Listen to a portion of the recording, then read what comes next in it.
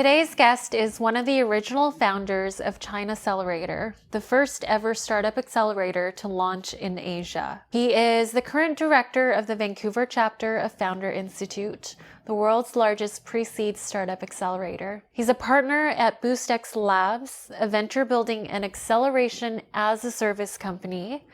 And he even has his own podcast called The Negotiation, which you can subscribe to on iTunes. So, of course, I'm talking about Todd Embley. Hey guys, this is future Julianne coming to you from quarantine. I want to add a quick note before we begin the interview. If anybody listening is feeling the stress of the economic turmoil that is happening right now in 2020, pay close attention to Todd's story, because this is the career of a man who's trailblazed in so many ways. But it all began almost out of reluctance when he moved to China with absolutely no plans at the height of the global financial crisis in 2009. The biggest theme to pay attention to here is the fact that innovation is born of constraints. If you are feeling stressed and sort of lost as to where you are now, this interview is for you. And also this intro is for me, because I realized I totally forgot to even welcome him to the show because I was so nervous at the time about interviewing a veteran podcaster. But anyways, here goes. We launched September 1st. The first cohort was September 1st, 2010. The second known early stage startup tech accelerator that came along was Innovation Works, and they rolled out mere months later. Kai-Fu Lee was a famous Chinese investor. He literally brought a billion renminbi to the table and started this, what he hoped would be an accelerator. He called it an accelerator. Unfortunately, he got sick and had to go to Taiwan, and the thing kind of got set adrift. But I mean, there was JFDI in Singapore later. Spark Labs in Korea is a phenomenal program, and Right. They came out soon after as well. But we were first. You know, when I first read that, it was a little unbelievable, but then I did a little bit of research, and the whole accelerator concept didn't really come about until like 2004 anyways. Yeah. So take me back to 2008. Was that when you moved to China? The second time, yes. So how did you get involved? How did this whole thing come about? What's the story? It's let's see how quickly and how encapsulated I can make the story. I went out in 2007. Okay, so I was really looking to escape North America, and so I went out to China on a whim and a prayer. I knew of one person, and it was the sister of a person that my father had done business with years ago in China. And I got connected to her because she worked at a foreign languages university in this random city called Dalian, and which nobody had heard of. I hadn't heard of it. And so I thought, well, this could work out. She said you could apply to study Mandarin at our school part-time. You could get a study visa, and then you could come over. And I thought, great, I'll just go do that for a term, sign me up for 4 months and go do that. After that, there was a lot of events that happened. One, I met a girl. So like every good story, it involves a girl and chasing a girl around the world. And that's what I did. And then the second thing was, I didn't like China. And that's on me. I didn't adapt well. I wasn't prepared. I think mentally I just didn't know what I was getting into, and I got there and I was thrown so off kilter, and I just couldn't adjust, that I kind of ran away screaming, but also very kind of with my tail between my legs. And I came back to North America, and the plan was for my now wife to follow me back to Canada. But then 2008 happened, and it was economy boom, mushroom cloud. Everything got turned upside down, and for various reasons she could not get a visa to come into Canada. So through that whole time we've been talking 2-3 times a day, and so after one brief trip back to China for 5 days just to make sure everything was as I assumed it was, I came back to Vancouver, submitted my notice, sold all my stuff, sold my car, bought a ring, did Christmas, bounced on December 28th back to China, and on New Year's asked her to marry me. And, of 08. Of '08, yeah. So January 1st, 2009, okay, now I'm engaged, and I had no plan, none after that. I had not thought past that day. We're missing something, the tie-in to your involvement with Chinaccelerator. Well, that's how I got back to China, and so that's how I ended up in China. Right. After that, it was a process of being an entrepreneur and going through some really, really rough stuff that belongs in a book, which I may or may not write one day. But all this entrepreneurial activity and becoming friends with a guy named Cyril Ebersweiler led me to being introduced to another guy that we both met called Sean O'Sullivan. Sean O'Sullivan had an exit in the 90s from a company called MapInfo, and he had put $50 million into an angel fund. And over the course of the next 12 years, have built that angel fund up to be about $180 million assets under management by that time. And so he had come to China, and he was looking to build a development team for another technology investment that he had. We all met. Cyril started having the discussion about what if we were to look at doing investments into early stage tech in China, how would that look? What would that look like? So now you've got three white guys who barely speak Chinese talking about doing early stage tech investing in China in 2009. The conversation was. So Cyril brought up this idea of what an accelerator might be and how it works. And so we looked under the hood and thought this might actually be a really good entity as a beacon to put into China. So instead of us having to chase down or hunt for deal flow, it would actually come to us. We could limp in, as we call it, for small amounts, getting small equity stakes in a lot of companies that we've already chosen out of hundreds of applications.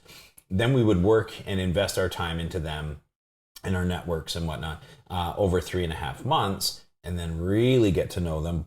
Also being able to track their progress and their traction and their trajectory over those 3.5 months, and then really go in, double down on our winners. And so this is how I got involved with Chinaccelerator, and this is how it started, and this is why it started. Right. So you mentioned doing the entrepreneurship thing when you had when you didn't have anything else, like no clear-cut plans. Like what does that even mean? So you land in a country, your second go, you don't have a clear-cut plan.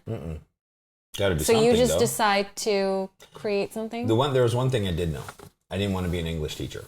Right. And so, because that's what everybody else did, that was there. A lot of people did. Or you were a corporate transplant. So you lived on China, but you didn't really live in China. So I had to try and figure out what I was going to do. So I was hustling and networking and talking to everybody that I could talk to.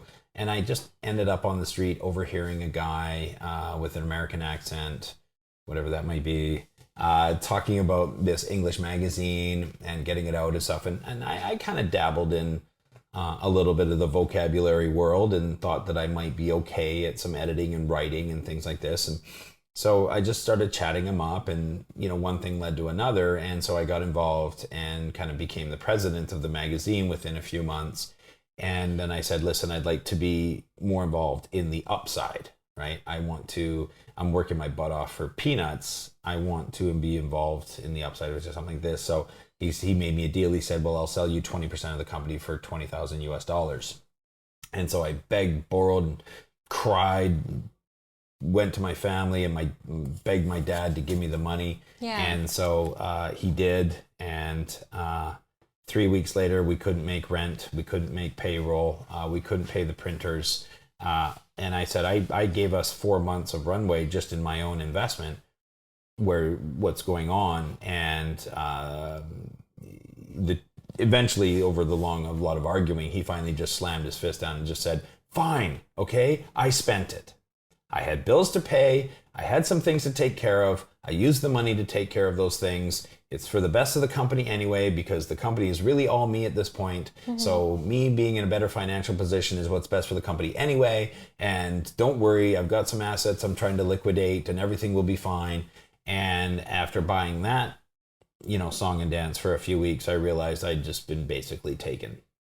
And so I remotely erased his hard drive onto my own external hard drive, went to a local bar and had a drink waiting for him to call me to come and fix the problem.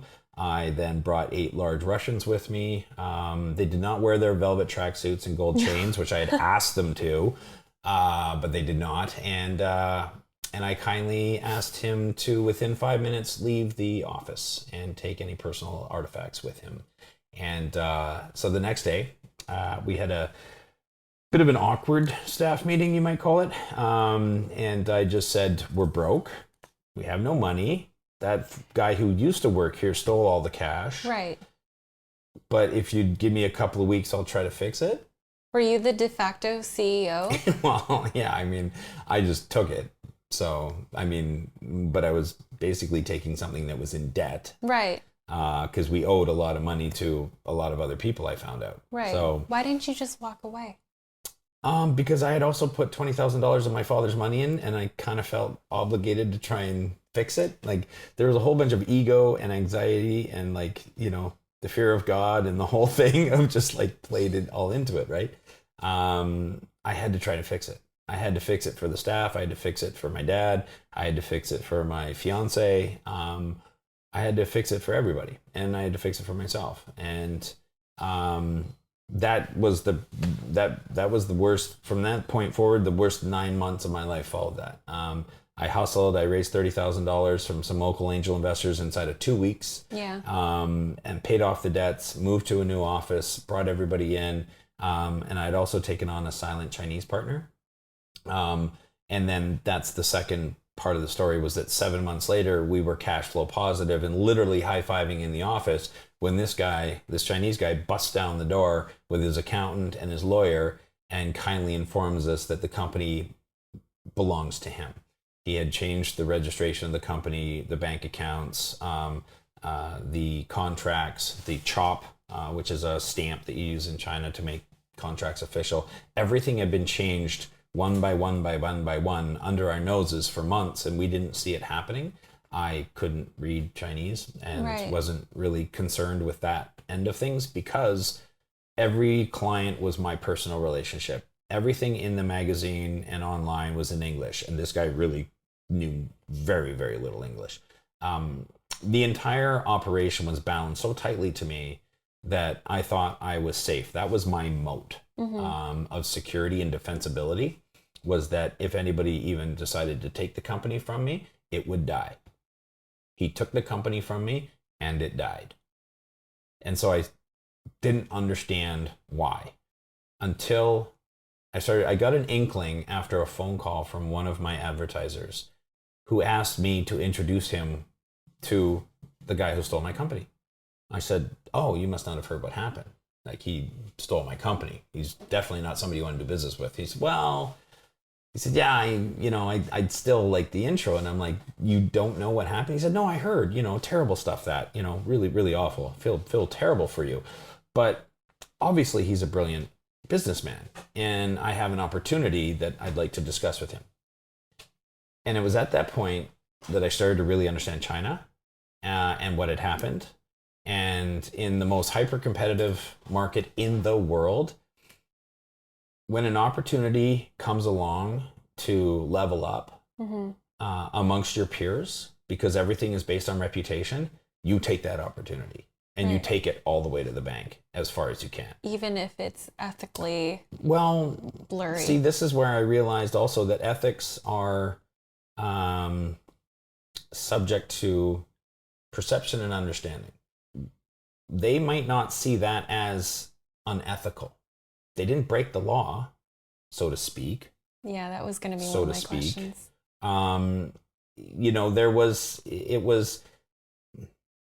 There's a lot of gray in China. It's not all black and white. But he was taking his opportunity. He was a young man, mid-30s, looking to make his mark. He was a part of the Lions Club, which is, they call the rich man's club of China. And he was just looking to differentiate himself, right? He drove a beat-up truck. He had helped us move apartments at one point. He was just a young guy really trying to make a mark in the world. And taking the company away from us was a great thing for him to do, because man, when you didn't invest, but you were able to take away a company from foreigners, which back in 2009 were still kind of lauded as knowing more or coming from a better society at the time. That's all completely gone now, but at the time it was like that. And yeah, I mean, I'm sure he did very, very well afterwards and got all the business opportunities that he could ever ask for. Right. So what happened to you in the aftermath of having your company even taken? Yeah, I was spinning. I was angry, as if I didn't have a chip on my shoulder. I had just a bigger one now. A lot of going through thinking you're a failure, thinking that you're a screw up, that, you kind of, well, at least for me, I didn't say everybody, but I went through a lot of self-doubt and a lot of questions. And I went to work for another magazine to kind of bide my time. And I was probably mostly just stewing, because I certainly wasn't dealing with what had happened. But it was during that time that we had started moving on to doing Chinaccelerator and working with some of the companies, and so that was kind of taking my mind off things. And I had become an entrepreneur, and I had gone through the hell of being an entrepreneur that most people go through without even kind of realizing or intending to be a quote unquote entrepreneur. I mean, they say constraints breed innovation, and the constraints of me being a foreigner in China during global economic meltdown bred me to have to get creative, to do something, to build a life. And so that's what kind of necessitated me, becoming this entrepreneur that I never even intended to be. And then that's what led to the guys at the fund eventually saying, bringing me in full time and taking over Chinaccelerator. So interesting how despite a major failure, you still considered they saw it as a yourself. good thing. That was like, you now understand what it means to be an entrepreneur. You'll be able to empathize with everything that they're going through. Now that you've gone through that, we want you to run the program. Wow. Right? Okay, so this is 2009. Yeah. Chinaccelerator. 2010. 2010. Yeah, 2010 was the first batch, and then 2011 we started messing around with hardware. So we had met this company called Leap Motion, and we were sitting in the office looking at it. And in the beginning, it was going to be Leap Motion does gesture control, controlling your desktop using like your actual hands or a pencil in Corel Draw or something, right? And in the beginning, they were using a glove. So we started looking into manufacturing and hardware of how we were going to make this glove, where we were going to make this glove, and how manufacturing worked, which obviously then was like, you know what, we should do an accelerator for hardware. Nobody in the world does an accelerator for hardware. So Cyril took off, went down to Shenzhen, ran one cohort, came back, was like, this is awesome. I think we should really go in on this. And of course, because it wasn't like a true VC, it was more of a super angel fund. It was Sean's money. So we just had to say, hey, Sean, what do you think? Should we do this? And he'd go, yeah, sounds good. Go for it. Done. Like, no reporting, no going through all the hoops and things, no LPs and GPs to have to worry about. Just Sean. And it was great. And Sean, super visionary. And he was just like, yeah, let's do this. I think it's a great play. I can see where this could go. And so we went all in on the hardware. And so Cyril moved down to Shenzhen to run the hardware accelerator. I stayed back in Dalian to take over the software accelerator. And then when our lease came up, it was still Dalian. We had to go somewhere more entrepreneurial centric in the country. And it was a choice between Beijing and Shanghai, and I wasn't going to deal with the Beijing pollution or traffic. So I was like, Shanghai it is. So we went down to Shanghai and spent 3 years there. And you're still managing? No, I'm out of SOSV, and I'm a mentor with Chinaccelerator. It's still like my baby, but my son was getting sick from the pollution, to put it bluntly, and so we had to go. And there really wasn't a sudden open spot within the fund. And I love SOSV. I think they're the greatest venture capital fund in the world. And I think they do what's best for entrepreneurs always. And that's what I love the most, besides the fact that they're all amazing people. And I would have loved to have stayed with them. It just wasn't really a spot. And so what year is this? That was now 2016. Right. And so at the end of 2016, to get out of China, I kind of took the first job I could get, which was in the Valley. So I went to the Valley, and then, to be honest, Trump happened. And as I said, my wife is Russian, and we had invested $100,000 in her doing an MBA when we were in Shanghai. And when we got to San Francisco, and then Trump went after immigration right out of the gate, and all the companies went, we're not hiring foreigners. Like, we have no idea what's happening with this H-1B visa and things like this. And so all her leads and all her interviews just died on the table that day. It just ended. And after 2 months of her trying to stay at home and take care of the kids, and she just was going bonkers. And so she kind of came to me one day and said, this is what Trudeau's done with immigration. I can be working in 3 months. Can we please leave? And I said, you know what? I'm out. I don't want to be here either. So yeah, I called the landlord and said we were leaving. Mm-hmm. I called my dad and I said, meet me at the airport in Canada in 2 weeks. I'm going to drop off my kids. And so I flew them up, gave them to him in the airport in Kelowna, flew all the way back. The next morning, rented a U-Haul, grabbed a couple of workers off the lot, went to the house, loaded the truck, handed the keys. And by 6 p.m. on Friday, we were driving out of San Francisco, headed north. And we went one way back to Vancouver, right, and put all our stuff in storage. So I just want to bring the conversation back to Chinaccelerator just for a little bit. Sure. 2010 to 2016, that's 6 years of seeing Chinese startups participate in an accelerator program. Mm-hmm. Before this interview, I polled my Instagram audience on questions that they'd like me to ask. And it seems like a lot of people were interested in learning about, for one thing, the difference, in your opinion, differences between entrepreneurs in the West and entrepreneurs in the East. Mm-hmm. So could you talk a little about that? And that has changed a lot. And they've kind of flip-flopped. And I mean, we could talk a lot about the difference between entrepreneurs in Canada versus the US. And because entrepreneurs in China, I won't speak to all of Asia just because I don't have that context, but I think Silicon Valley and China are much closer now than they used to be. They're both, you call China the wild, wild East. Mm-hmm. So in the beginning, as they started to grow up in entrepreneurship, they were still shy and they still didn't want to say they didn't know or didn't understand. And so doing a lot of validation and testing wasn't in really their DNA. Right? They didn't want to build something, take it to their customers too early, which is what you should do, and then have them say it's wrong or it's bad or I don't like it or I don't want to use it or I won't pay for it. They didn't typically like rejection, right? Mm-hmm. If you're not first, you're last type of mentality over there. And it's just kind of what they've used to kind of, breed their, massive society to be champions this whole time. Right. But they have drastically changed. Like entrepreneurs I can't even say that an entrepreneur in China from 2 years ago is the same as an entrepreneur in China is today, because the competitive nature and how quickly they move and how fast technology moves and the opportunities that just keep opening up every time. Technology is like a hydra. Every time, in growth. Every time one new technology is created, there's three more opportunities for creation or innovation. Mm-hmm. They just keep changing the model and they just keep changing the landscape all the time. And the entrepreneurs have now pretty much shed. And I think the biggest thing is that the parents have kind of let go a little bit of the control and the reins over forcing their children to do what they want them to do.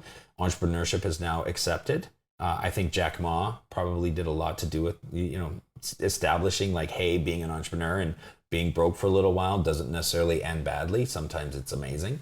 And seeing the tech companies and knowing that they were built by entrepreneurs and the Xiaomi's, Huawei's, Tencent's, Baidu's, whatever, TikTok, Pinduoduo, whatever, right? Mm-hmm. I mean, they're all so huge and they're all started by entrepreneurs and people. And so I think now that there's been a relaxation in allowing, because I used to sit sometimes in my office and watch either the entrepreneurs or even my staff come into the office crying.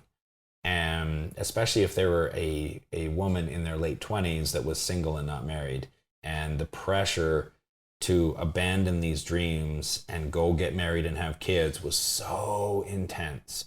And I would say, what's wrong? Are you okay? And they'd say, yeah, just the weekly call from my parents to tell me how how much of a shame I bring upon them, you know, this kind of thing. And it was, I mean, it was really bad. I mean, I felt bad. There was a lot of pressure on the young people there, because, you know, you have 6 adults raising one child, because it's a one child policy. So you got 2 sets of grandparents, you got 2 parents, and then the child, and everybody is focused on, right, you know, on those kids. So when selecting which startups get to participate in your program, I would imagine you had to abandon some of your preconceived notions about what it takes to succeed, which were based on what you knew to be generally true in the West. So, well, we had to learn a lot. I mean, we're in a foreign place as well. right. And here's a one thing about what we were doing with Chinaccelerator, and we changed our attitude, or what we were aiming to do a couple of times. And in the beginning, we thought we would bring global entrepreneurs to China. But in, you know, 2010, China wasn't, there wasn't a community or an ecosystem. And without that community or ecosystem to inject them into, there was a lot of friction, and it was really, really hard. There wasn't a lot of mentors. So mentoring, which is a big part of ecosystem and entrepreneurship, was also something that was not accepted. And I remember having a conversation with one of the biggest angel investors in China in 2012, and he was holding court, doing kind of like an Ask Me Anything at this conference. And so I kind of jumped in and I was like, what do you think about accelerators? What do you think about mentoring and mentorship? How important is it? And he said, no, I don't like accelerators. They're built on mentorship, and I don't really buy this whole mentorship thing. And I said, you don't buy mentorship? What does that mean? He said, what am I going to do? Just like give away my knowledge and stuff for free? He said, if I like a company, I'm just going to invest in the company, take a board seat, and then make it successful. That's where I should spend my time, because it benefits me. Just meeting and helping startups and entrepreneurs does nothing for me, so I wouldn't waste my time doing it. And that was obviously, like we know, a very kind of archaic and narcissistic view, and that has changed. So I ran into that same angel investor at GMIC, Global Mobile Internet Conference in Beijing, I think in then 2013. I asked him again. I said, would I be able to get you to come out to Dalian, come to the accelerator, and do some mentoring? He said, you know, I might actually do that. I said, wow, this is a change of tone. Why?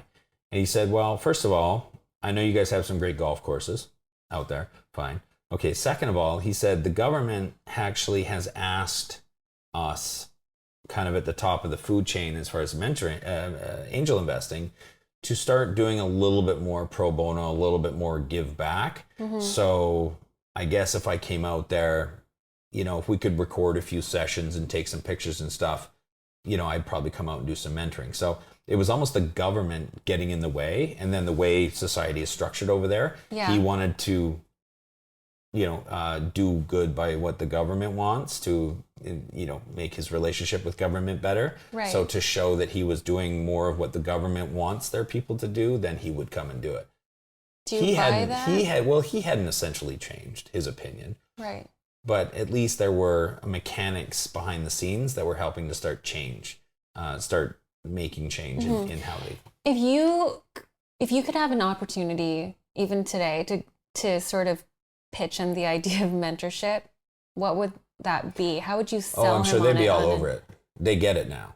They get it. Because they've been able to see the effects. Exactly. Yeah. I mean, they've gotten up to speed so quickly, and it's become such a fight, and it's become, you know, so popular. And they're, you know, they kind of like blew Canada out of the water, where they like went, okay, forget this socialist type of handouts thing. Like, let's just go dog eat dog. Everybody's got lots of money. There's plenty of venture capital, plenty of angel investors.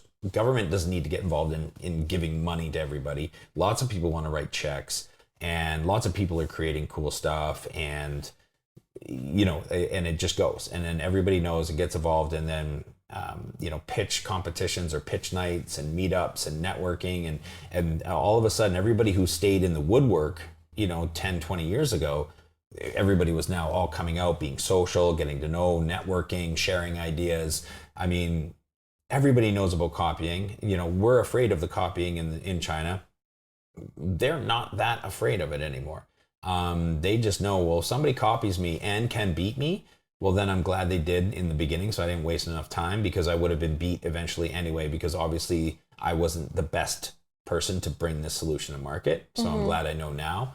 Yeah, they've just really adopted like the purest of the entrepreneurial mindset. Right. Would you say that that specific mindset is something that we should take from the East? Yeah. I mean, I don't want to, I mean, obviously we love living in Canada, and Canada's an amazing country, and we're just blessed. Look at this view we have. I mean, it's an amazing place, and we're clean. We take care of each other. We take care of humanity. We take care of the planet. We're kind of hung up on ideas. We're very idealistic, right? But somebody's got to keep that bar set high for the rest of the world in those areas, and Canada does a great job. Entrepreneurship is not necessarily our strongest suit, because we focus on a lot of other things, and I know that innovation and startup and all this stuff, it's the thing du jour to do, and you know, a lot of people are caught up in it, including governments trying to, you know, just throw money at it to make it work. But I mean, we're gonna do well. We're gonna do well. I think Waterloo obviously crushes it as far as an ecosystem and where startups thrive. It's just going to be a little bit different. It's going to be a little bit slower. I think we have to find our niches. You know, I think we do a lot of great stuff around data and AI. I think a lot of good stuff even around cannabis. I think some good fintech stuff in out in Toronto. I think there's some good opportunities in AR, VR in Canada. You know, there's a lot of different areas of innovation, and I think if we were to kind of choose a few silos and really just trying to own some verticals and really invest in those from like early education and onwards, that would serve us better than, you know, a kind of like a everything to everybody type of play. But rather than just letting it occur organically, you're saying we should decide which verticals should succeed and then implement it from the top down? I think at this point it's going to be kind of tough to go pure organic. I'm not sure Canada's set up that way. It's a very governed society in all aspects. Right. So China's, you know, very much so not. Maybe the next move is just to get out of people's way. Maybe. And maybe promote like certain cultural shifts, like, hey, it's okay to fail, which I don't think we're at a point where, especially people in my generation, feel like it's okay. We feel like we're put under a microscope. We've got such a comfortable life. Everybody likes their comfortable life, right? That's true. People aren't really putting it all on the line. Not like they are in China. Right. I mean, they don't have any fallback. They don't have any safety nets. I think here, to a degree, people are entrepreneurs, but they are not all in the same way. You know, some of those young people from rural areas in China are all in. Right. It's totally different. Okay. I want to jump in to a topic that we had previously discussed, which is your ADHD. And this is something that you have also given interviews on. Uh-huh. You didn't actually find out that you had ADHD until last year at the age of 45. So can you share with me, I mean, first of all, why did it take you so long to get a diagnosis? How had it? I don't know. I think it was just kind of dumb luck. Or the fact that just not enough people know what it is if you don't bounce off walls. I think a lot of people see some you know, child off vibrating in the corner that just can't stop fidgeting and twitching. That's ADHD. Right. And you weren't that maybe child. That's what I thought it was. I don't know. I've learned so much more about it now, where you can have the combined, or, you know, just the inattentive side of things. And right. So, you know, but it's a really difficult topic. I was diagnosed. I tried some medications. it just kind of made me feel like I'd had way too much coffee. And I kind of didn't like physiologically how I felt. So I just kind of stopped. How did you arrive at that diagnosis? How did you end up in a psychiatrist's chair? So I'm curious by nature, obviously, being an entrepreneur and such. So as soon as somebody tipped me off that I might, and I'll tell you what happened was I had an event happen in my life that was causing me a lot of anxiety, and I couldn't let it go. Like, it was eating up my sleep and my whole life for a good couple of weeks. So I asked another entrepreneur to go for lunch, and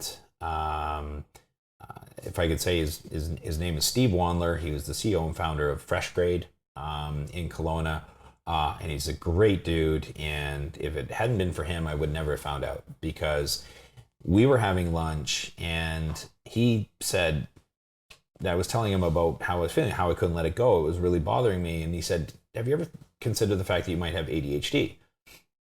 And I stopped short and I'm like, no, why would you think that? And he said, well, I have ADHD and my son has ADHD. And I kind of am starting to realize and see ADHD, when it's presented to me in, other people. And I think you may, he's like, I'm not a doctor, but you may want to look into it. And I said, well, how do I start? And he said, well, go watch this YouTube video. So he said, he sent me to go watch How to ADHD. And Jessica McCabe runs this YouTube channel, How to ADHD. And just nice short 10, 12-minute clips about different aspects of ADHD and stuff. And I binged that for like 2.5 hours that night, just thinking my life had been explained to me. I'm like, this is everything about how I behave, how I act, how I feel. Wow. Like, I've never seen this before, and so I got in touch with Steve again the next day. I'm like, I need more, send me to whoever, doctors, things like this. So I just started down the path. And that eventually led me to going to the Vernon Health Unit and getting in to see a psychiatrist. And the wait times are really, really long, months, 6, 12, 18 months, totally normal.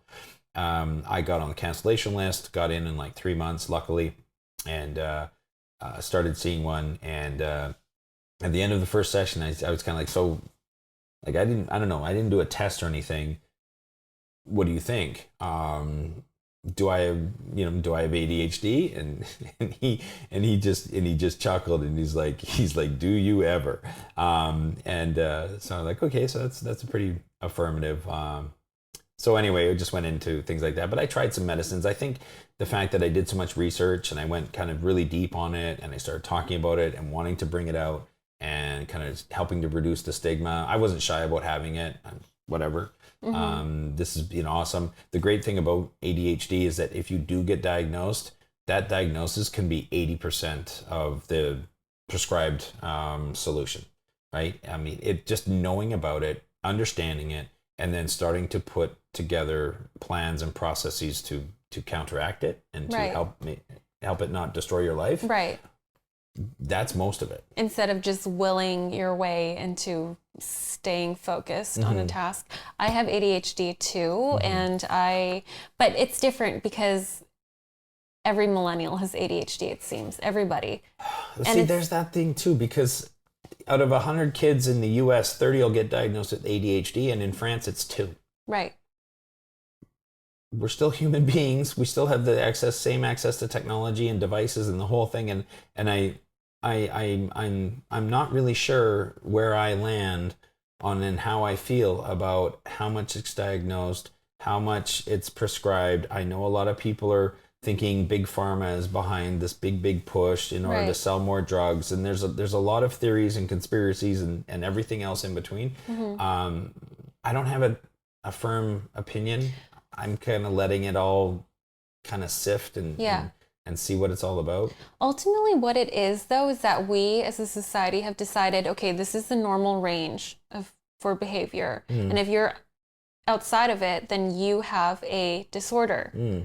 So yeah, not being normal is a problem. That's a scary premise. But How does knowing that you have ADHD affect the way that you manage your life now?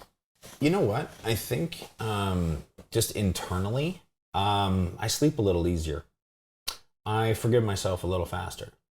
I kind of laugh off my own eccentricities. I'm able to take better notes. I remember to calendar things immediately. If I don't do this and write it down, I'll forget. I can start to counteract my own habits. I can ask the people in my life that either work with me or my family, people that love me, my friends, I let them know. I give them some education, at least about me and how it is for me personally, and ask them for help and advise them on how to deal with me, handle me, especially with my wife, right? I mean, that's the number one person that is impacted by my ADHD. And for me, I have a lot of emotional dysregulation and impulsivity. Those are two of my biggest problems. And the shiny object squirrel brain as well. I'm surprised I haven't gone more off tangent, although I did a little bit during this conversation. But then, just saying, these are the things that trigger me into a frustration or trip me into kind of an emotional roller coaster, right? It spikes me, right? We go 0, 10, 0. People are are often amazed at how angry we can get over little things, and then how quickly we can recover. And 5 minutes later, it's like nothing happened. Right. And they're just mind boggled by this. And so I think, but they go helping her understand, all of that has helped my life get much better. Right. So what I'm hearing is that ADHD itself serves as an information shortcut to allowing yourself or to allowing the people in your life access to a greater library of information. That's right. To better understand you. Yeah. This, ADHD has been researched a lot. There's a lot of information. I have ADHD. Therefore, if you want to understand me, and I want to also understand me, here is this now resource of understanding that we can go look at and even together flip through and go, now see, Right. This is why I'm doing this, right? I forgot about this, and then I remembered at the very last minute, and then I felt terrible and frustrated and anxious, which sent my emotions into this spiral, and then I was just generally an a-hole to deal with for quite some minutes there, and and then we got to break it down, and try to enable my wife. And here's a safe word. Say this word. Or manage when your I'm expectations. Yeah. It sounds like It's hard, but then you're also, I ask a lot of her to put up with me. Right. I'm just going to take a little bit of time to read the definition for ADHD, and I think this is the best definition that I have come across. This is from a Big Think video. So, quote, "Our brains are filled with neurotransmitters. These are brain chemicals that move from one part of the brain to another and take messages with them. The three big neurotransmitters are dopamine, norepinephrine, and serotonin. And dopamine, for example, is the brain chemical that signals to our brain like a reward. So if you want to do something, you do it, then you get a hit of dopamine. It's a pleasure. Yes. When you have ADHD, you use your dopamine and norepinephrine faster in your brain than the average person. And when you don't have enough of that, you become inattentive or more impulsive. It's true. I used to, if I really needed to pay attention in a class, and the class was probably going to be boring, I took a big Slurpee into class with me. I needed that sugar. Right. I needed to be like ding, ding, ding, ding, ding, ding, in order to pay attention. If I'm tired, man, my brain, I have no control over my emotions. I have no control over my thoughts or my attention. It's really, really hard for me. I was just going to ask, aside from bringing Slurpees into situations to help you focus. It's like my own version of Adderall. See, but now it makes sense. That makes sense. That just like it floods your brain up with dopamine. What other tips do you have for other people with ADHD? I think understand what it is. Understand, forgive yourself, first of all. Cut yourself some slack. Understand it and start to educate the people that you think it typically impacts outside of you, on what it is, and how they can, better manage you. It's not an excuse. It doesn't get you off the hook. You can't just say, oh, sorry, ADHD, not my fault. It is your fault. And you have to take ownership of it. But you can certainly help others help you. And you can certainly help yourself. And I think just educating yourself and educating other people is great. I think you should go see a psychiatrist. I think for a lot of people, playing around with different medications, Concerta, Vyvanse, Dexedrine, Adderall, Ritalin, they all have nuances to them. And I think you try them and you kind of ratchet up the dosage until you start feeling like, no, this is not good. I need to go back down. Right. And then you find things. That is if you want to be medicated at all. Sure. Have you heard of hyperfocus, ADHD hyperfocus? Yeah. It's like you get super into flow and you go like 8 hours without eating. Yeah. Yeah. How do you get into that? I think you just become really, really excited about something and then you block everything else out. And then once you've done that, you just have this, your brain doesn't remind you, it doesn't have this kind of same clock. Right. It's almost acting as like guards at the door, keeping everybody away. It's almost like Magneto, the Professor X helmet puts on, you just go in, and you lose all this other sensory. I've literally had people standing in front of me and I'd be in a book and I would just be so into that book that people could stand in front of me and be like, dude, what do you want for lunch? Like, we're making lunch. What do you want? What do you want? And then they'd be like, okay. And they would just go and then I would finish that book or like Archie comic or whatever it was. And I would walk into the kitchen and they'd be sitting there eating lunch. And I'd be like, thanks, guys. Thanks for asking if I wanted anything. And they just look at each other going like, dude, we tried to get your attention for like 5 minutes. You were totally gone.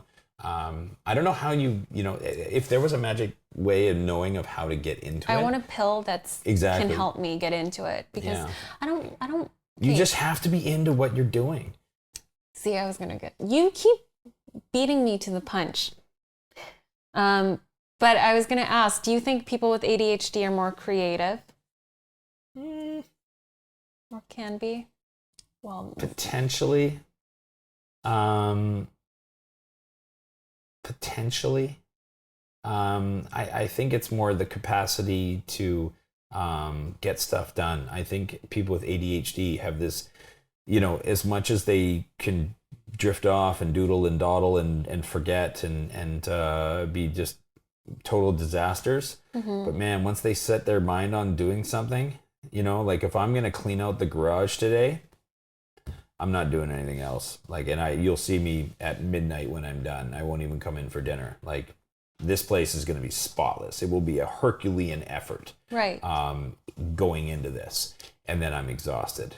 So maybe it's just a matter of getting started. That is the biggest problem. Just getting started. And I think that is where, and I have this thing where I know how it gets. And if I'm all or nothing. And so if I'm sitting there and I'm looking at the clock or I'm too scared to start and I know that I'm going to be all, and being all right now, I don't want to be all right now. I want to be half. I don't have the capacity for half, so I go 0. And that makes so much sense. That's what sucks. Yeah. Is that I will suddenly go check my fantasy football team, or I'll do something other wasteful time or something. Oh wait, no, now I don't even have time to start. Oh well. Right. And that's it. See, that kind of mechanism sounds like it would serve you well if you were an entrepreneur, but not so much if you were like an office administrator. Right. Where you can't be all or nothing. Yeah, and you're menial kind of. It's like there's things that you need to do. Yeah. To get things done, and just daily routine activities, not our forte. Right. So in that case, take your meds. Maybe I could get a sponsorship. Maybe. Dexedrine. Just kidding. I don't. But actually, though, one more question. This is the question that I ask all of my guests. at the end of each episode. And it's, if you could go back in time, if you could have a conversation with a 20-something-year-old version of you, let's say the version of you that hadn't decided to go back to school at 28, I think. Oh, I was in and out of school a lot.